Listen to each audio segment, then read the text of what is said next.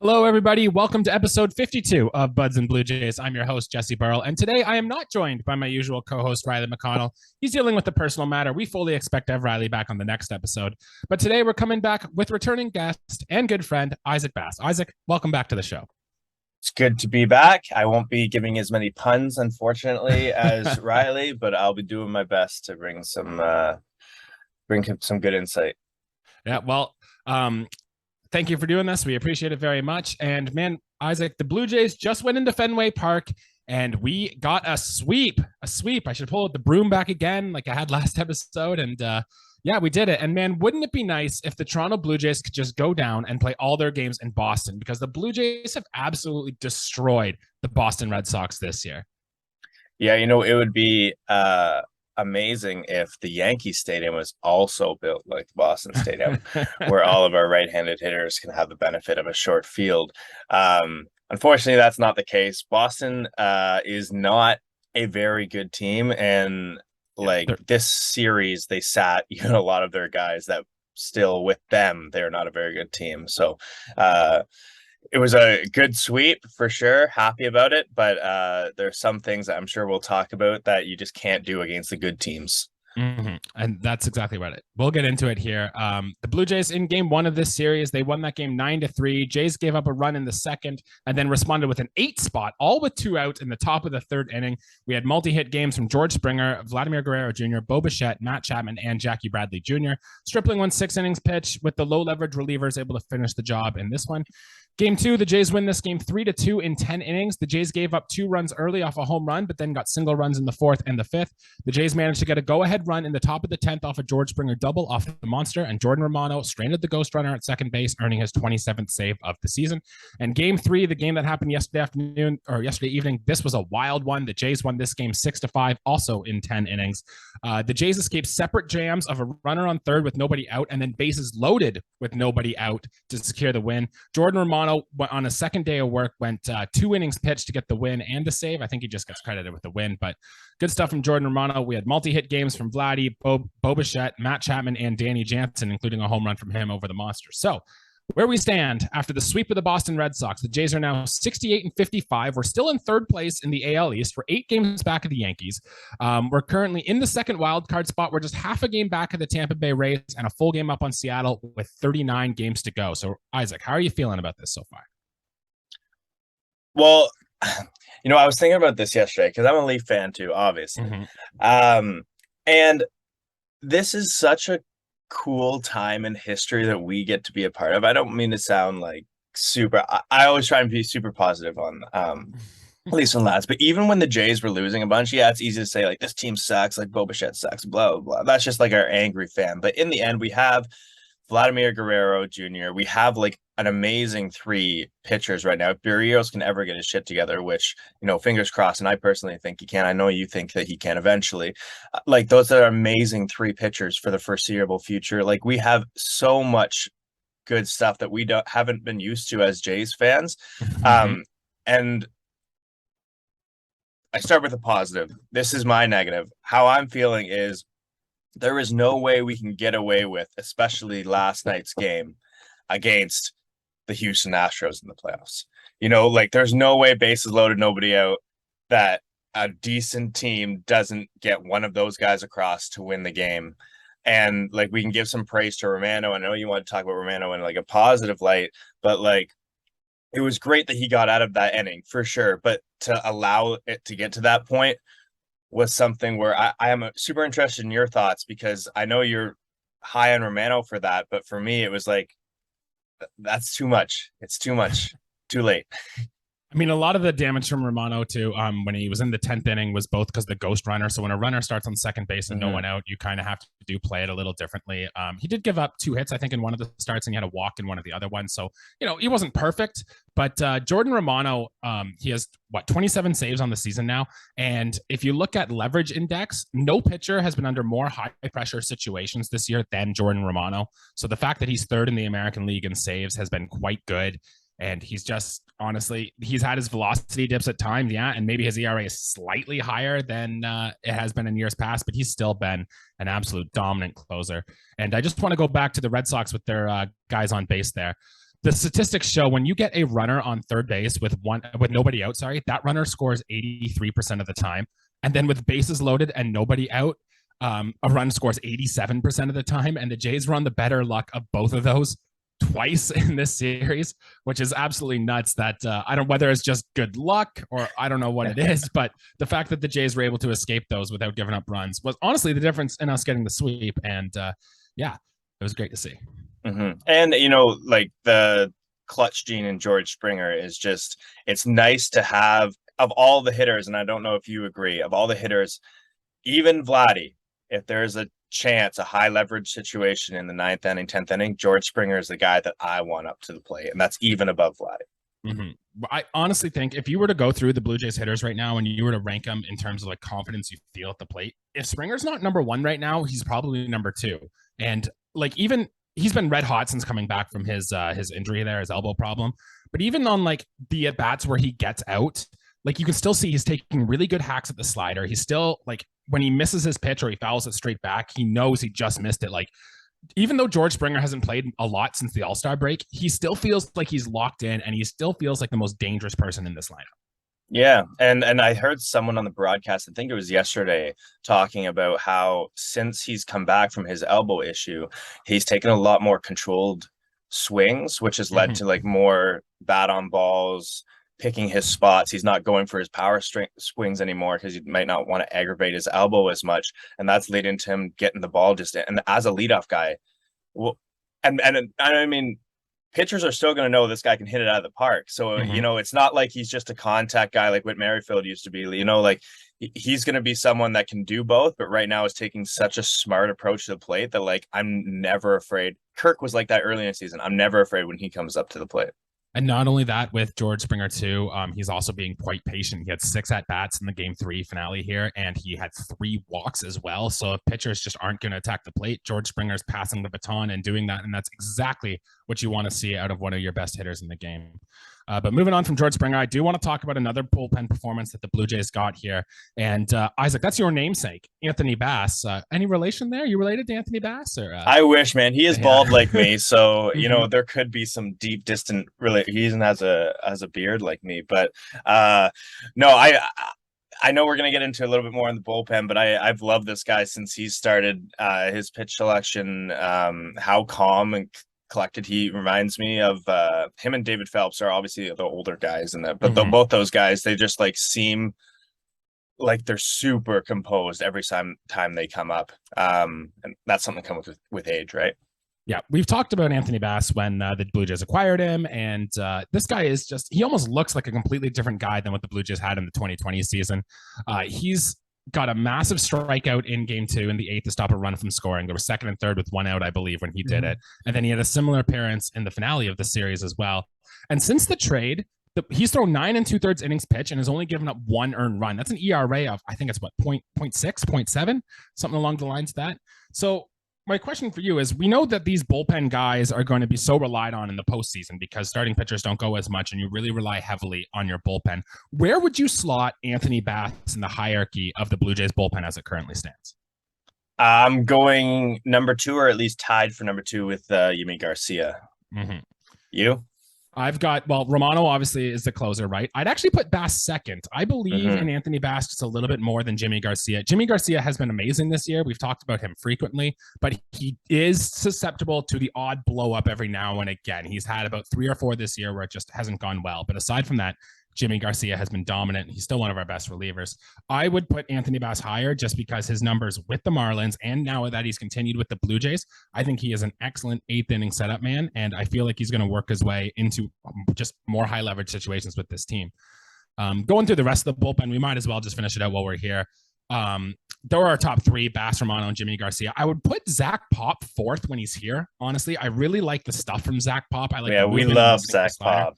Oh, honestly. And I still can't believe we sent him down. I get it. I get why they did it. But if you want to put out your best bullpen forward, Zach Pop kind of needs to be on this roster right now.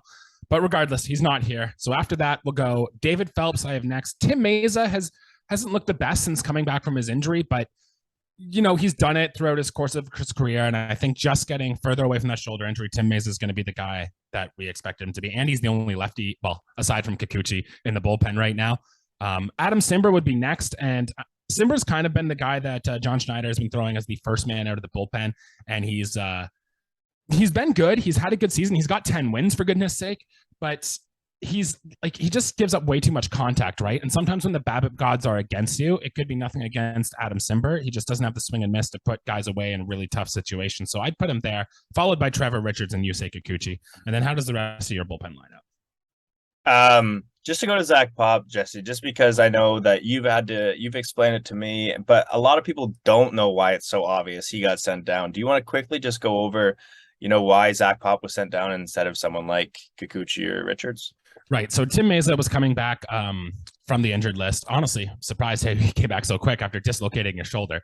But he came back, and the Blue Jays were doing a numbered game. And if you look at the spots on the bullpen where you send out your worst pitchers, one is Yusei Kikuchi, who has just been put there after being kicked out of the starting rotation.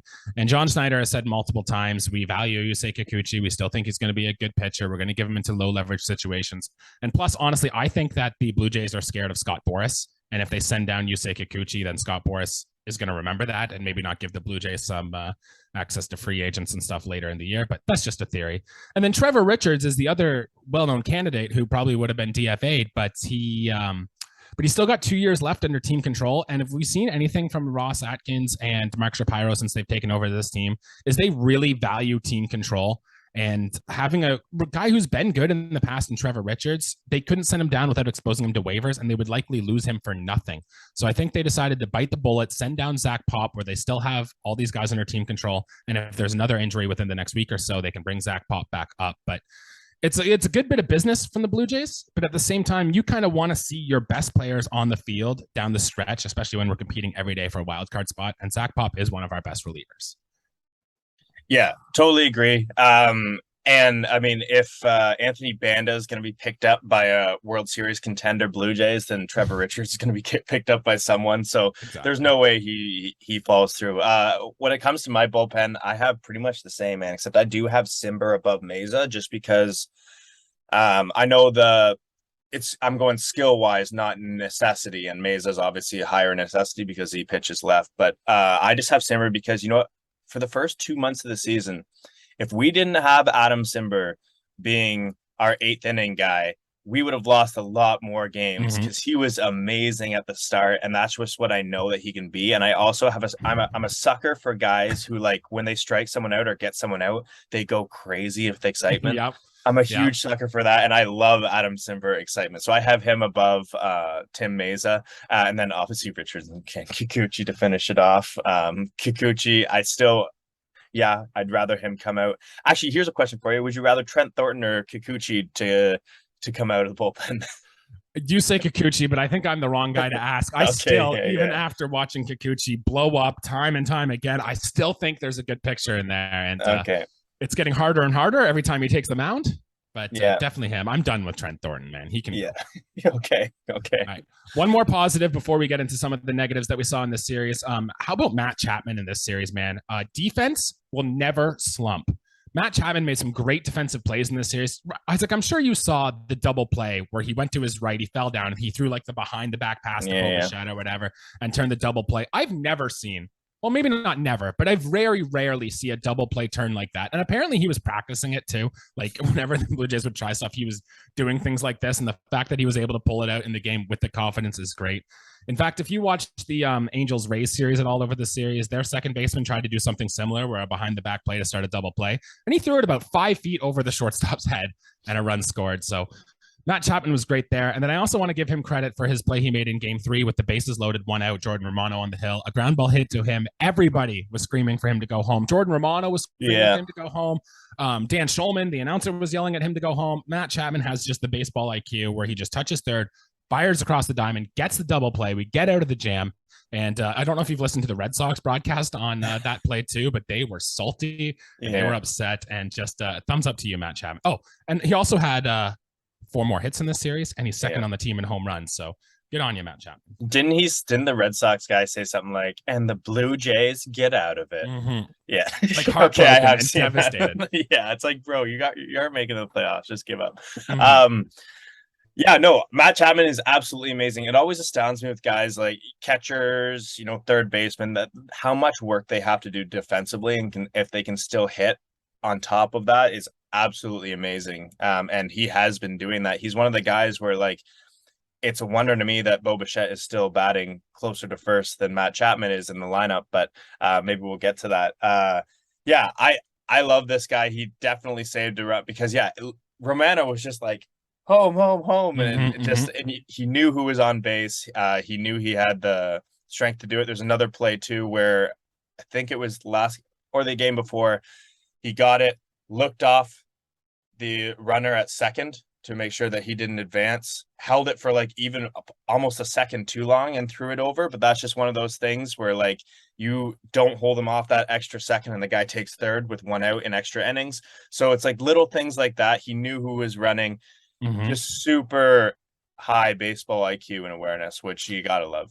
I wish I could be as good as Matt Chapman, honestly. Guy impresses me every day.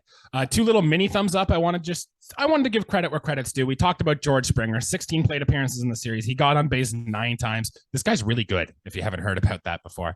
And I also want to give a small thumbs up to Cavan Biggio, specifically for a great defensive play after taking a ricochet off Laddie's glove to still get the ball at second base, make the throw to first to get the out. And I also want to give credit to Cavan Biggio's base running. He was the ghost runner in the top of the 10th. A ground ball hit to shortstop. He read it off the bat. He got to third, and that way he was able to score on the ground ball to third base with a great slide coming home. I bet you 90% of base runners on this Blue Jays team do not advance on those bases and score that run. So credit where credit is due to Cavan Biggio on the base running and defense there. Just before you move on, Jesse, quick question for you. I've always wondered the guys with the little like bat up and they're like swinging it around, Is that a timing thing? Is he doing that to look cool, or is there something in that is just like going to make him hit better? Almost everything that a batter does in the batter's box is a timing thing, or at some point it just becomes routine. Honestly, he probably developed the bat wiggle to steady his hands in the minor leagues or something. I don't know what it was. And then he just carried it on going forward. There is some people would say maybe if you cut that out, you could focus on your swing more, but I don't want to change what got a guy good and made him get here. If the bat wiggle is what it took for Cavan Biggio to get here and to be a big leader, then yeah, he should keep it. Okay. It's hitting's hard, and anything, if your mind's thinking about something else while you're hitting, you're not going to be as a successful hitter. So, okay. All right. Moving on to some thumbs down. There were some negatives in this series. We don't have to touch on it much, but the Yusei Kikuchi bullpen experience continues. And Isaac, I know Riley and I talked about last episode of what a typical Yusei Kikuchi bullpen appearance might look like. So the Blue Jays brought him in with a 7-run lead in this game. He faced 6 batters. He got 2 outs, didn't give up a hit. So that's good. But he also walked 3. He hit a batter and only struck out 1. John Schneider did say post-game they still aren't planning on demoting Yusei Kikuchi, and they are still trying to find answers. But with this team fighting hard in the wild card space where every game matters, you have guys like Zach Pop, Matt Gage, Julian Merriweather, who looks like he's been mowing up hitters in AAA, and he looks like he's ready to rejoin this big league club. It's really hard to carry a pitcher who can only be used in blowouts, and we aren't certain that he can be effective even when he is in the game. So Isaac, let's get your take. What do you think we should do with Yusei Kikuchi? I mean, with that, you should just bring Reese McGuire back and put him as the 8th guy in the bullpen at this point because he's showing better stuff. He's not walking guys. But honestly, at this point in the year, I'm okay with them leaving him out. Obviously, I would love to see Zach Pop. I hope they had the conversation with him, sending him down where it was like, look, dude, you're not our worst guy in the bullpen. We're sending you down because other guys are going to get claimed and that he understands, because I'd like to see this guy in a Jays uniform for long because he's relatively young too. And I get it's not a hurt, like you're playing professional baseball, making millions of dollars, like it's not like a hurt feelings thing. But the other is like Nate Pearson, my boy, is also going to be ready relatively soon. I mean, maybe he might hurt himself again on the mound, but don't hold your breath. I don't mind him being up right now, but if he comes in, and I know we've said this all year, but he had a long leash on starting pitching. I think he should have still a bit of a long leash on bullpen, because you've put him in bullpen in blowout appearances, which we're going to have a few because we play some bad teams coming up in the next month. That's okay with me to see if he can sort out his stuff at a major league level. But if it's like two more times where he comes in off the bullpen and it's like that, you just can't, like, you have to bring someone back up who can pitch meaningful innings, and establish the order going into the playoff of where you're going to situate guys in times of the game, right? So if you have Zach Pop and you have a little bit more understanding of what he can bring, you can have the order that we just kind of made today of where you use guys a little bit more established. Because right now it's like everyone, Kikuchi in a blowout. There is not a chance Yusei Kikuchi is on the playoff roster unless he has a massive like month 10 this season here. And he's just got to, like, when he throws balls, they're not even close to the catcher's target. And that's the thing. Like, if he was walking guys, but they were still close, they just missed because the movement's so good, it would be a different story. Yusei Kikuchi is just lost right now, and something's got to nib in the bud soon. Isaac, really quick, we'll get through these next two. Do you have any concern about these players here? First was Teoscar Hernandez. He had a rough series. He let a ground ball go by him to the wall in right field to the runner get to third. He was also 2 for 14 in the series with 8 strikeouts. I don't really have a lot to add, but are you concerned at all about the performance of Teoscar Hernandez this weekend? No, Teoscar's always been a bit of a streaky guy. When he gets on, he's on. Start of the year first when he got back from injury, right? And then even a few weeks after he got back from injury was totally different Teoscar's. Him and Gurriel are pretty similar in that, except Teoscar can hit it over the fence. I think I heard that he has the highest amount of errors for outfielders this year, though. I thought I heard that. Yeah, I thought I heard that on the Sports Center highlights, TSN highlights. Sorry. So if that's true, that's a little concerning. You kind of, and the issue also is that Kirk Jansen, but we might get to Jansen. I don't even know if he had a good last game, but overall in the playoffs, is he going to be in your perfect lineup? I don't know, in which case Teoscar might be a guy that you put as a DH because you can't afford to make those errors. And if that's true that he is the highest out of any outfielder after being injured as well, that's an issue.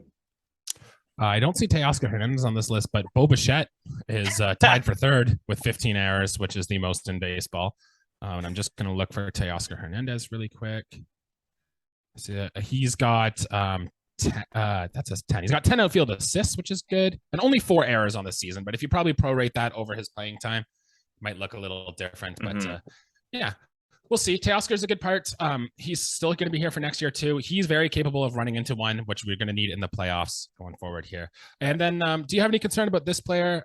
Kevin Gausman made his start, and he wasn't so great again. He went 5 innings pitched, 9 hits, 4 earned runs, no walks, 6 strikeouts.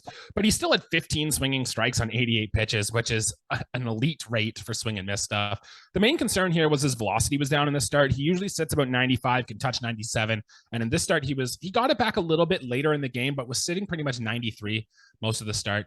And we know Kevin Gausman has been BABIP to death. His BABIP, I saw a stat on Twitter that it's been the highest since like the early 1900s of how high his BABIP is against him. And we've talked about that in the past. But are you concerned at all about Kevin Gausman in this start here? Well, firstly, Jesse, for 99% of people, can you explain what BABIP means? I think I know based on our conversation yesterday, but go for it. BABIP stands for batting average on balls in play, and it's basically saying that once the ball hits the bat, the pitcher has no control over what happens over it. So it's genuinely a measure of defense behind Kevin Gausman, but the Blue Jays are 5th and outs above average. So I don't think it's a matter of bad defense, and it's just BABIP. A good BABIP is the same as a good batting average. So obviously, the higher the batting average, the worse it is for a pitcher against. And it's basically just a measure of luck. How many times are balls just dropping or finding holes against Kevin Gausman? And it's been by far the worst. And this measure tends to fluctuate a lot over the course of a player's career or a season. It's just usually a sign of either really poor defense behind him or bad luck. And I would bet that it's bad luck behind him. I will say though, Kevin Gausman's line drive rate has been quite high this year. In fact, it's the highest since he was bad with Baltimore. And now line drives obviously produce the highest BABIP. So I don't know if it's correlation or causation or what it is, but there might be something there. Maybe it's just the way Kevin Gausman goes. When people do hit it, they just square it up better. I'm not sure.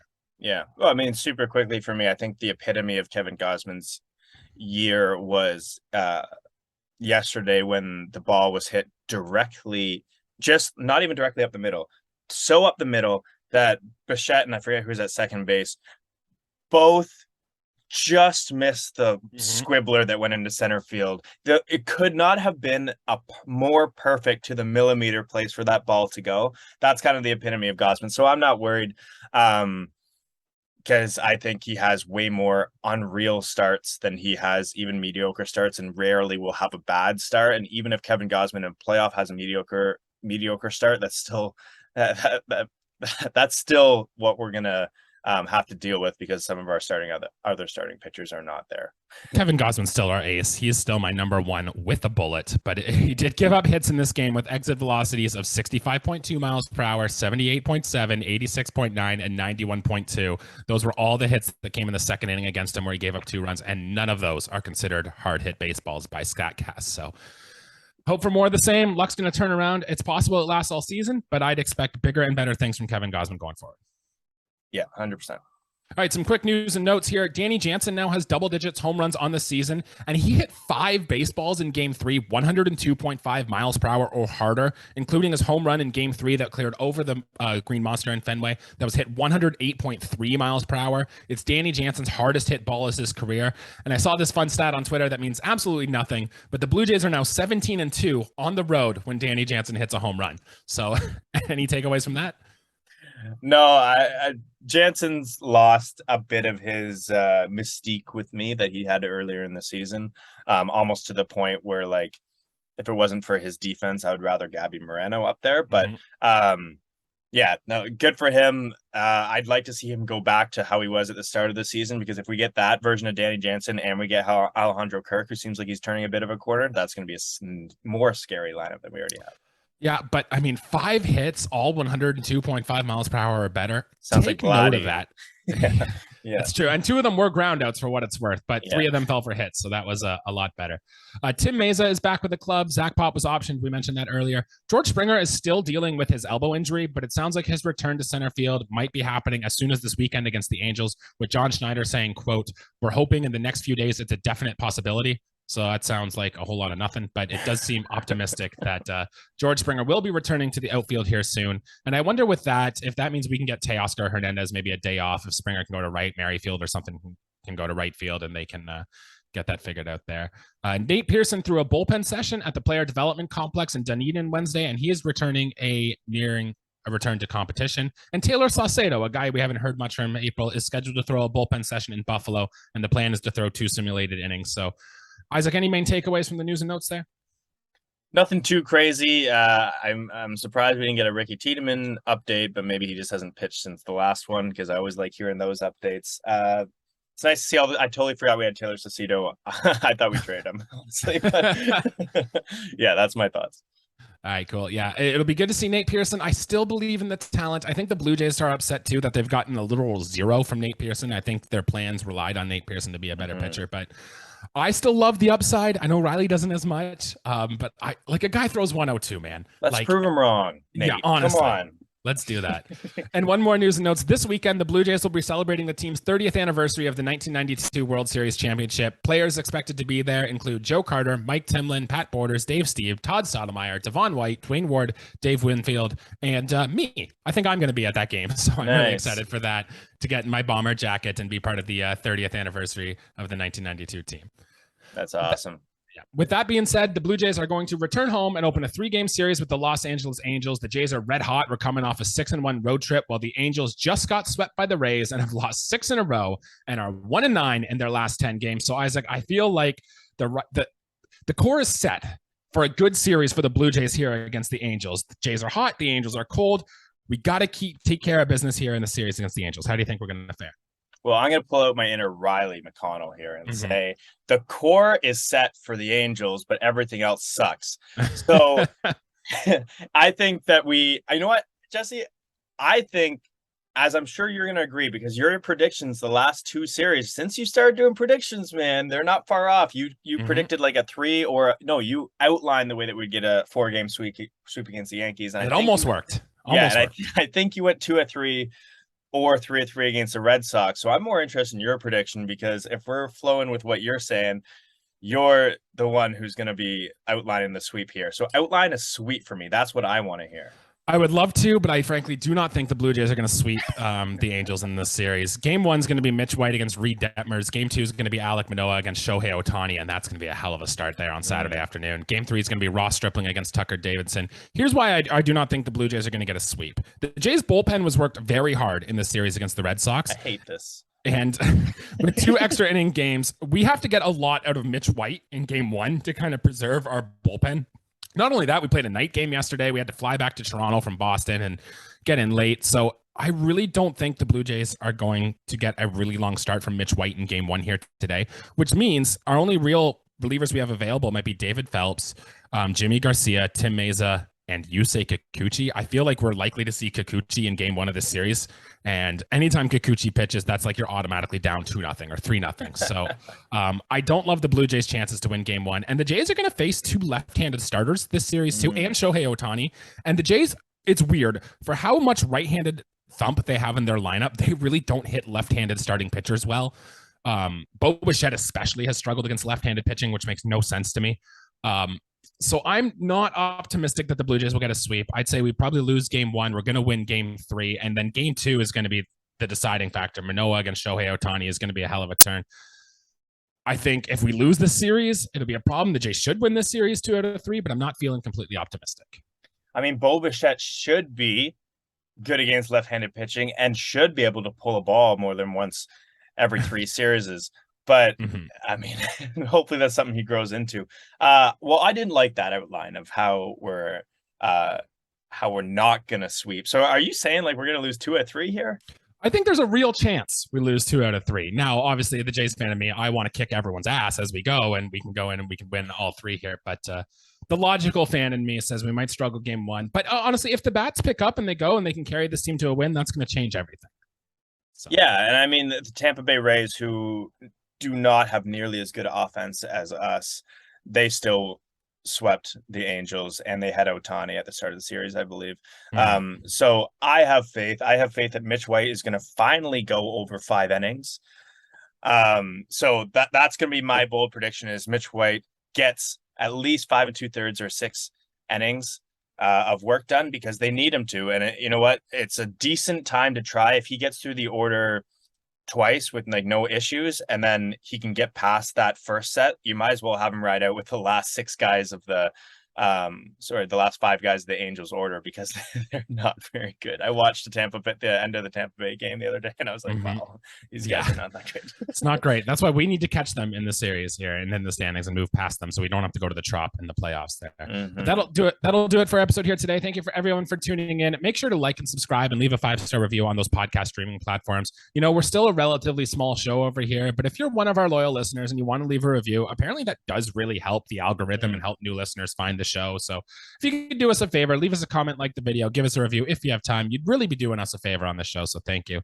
And yeah, like I said, Riley should be back next episode here. And Isaac, thanks again for joining us. I'm sure it won't be your last time you appear on the show. Always nice to have you on. Yeah, we're going to be getting our Leafs and Lads started back out. So any Leaf fans who want to hear us rant and rage, we're going to be finally displaying our emotions after that Game 7 loss to Tampa Bay. So hopefully there's no Game 7 losses for the Jays this playoffs. We're gonna win the whole thing. That's my prediction. It's not even bold. We're better than every other team in the major leagues.